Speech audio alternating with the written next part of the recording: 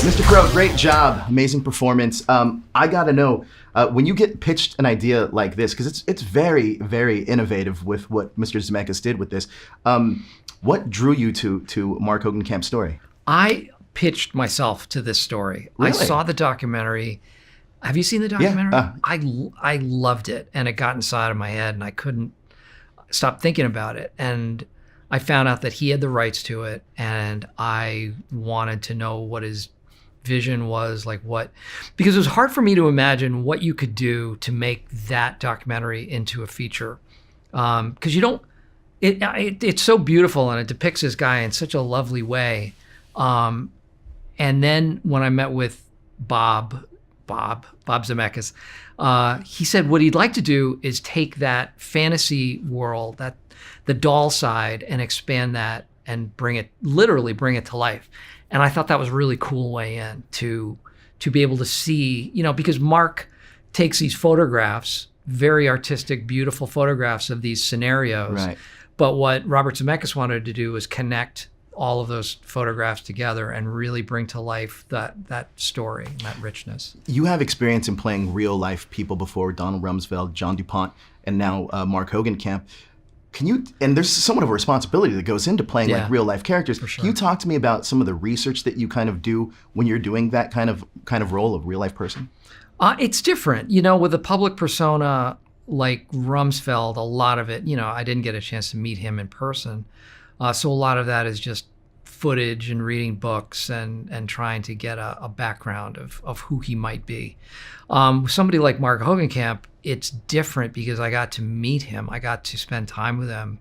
I correspond with him, and I've become friends with him. And so that there's even an added responsibility on top of the responsibility when you feel like, well, now I'm depicting a friend of mine, and I want to try to do his story justice.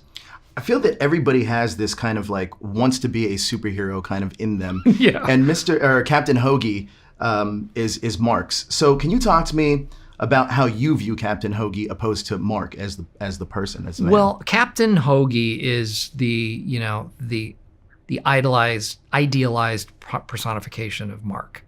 So he's connected to Mark. He is Mark, but he's this version of Mark that lives within Mark's brain.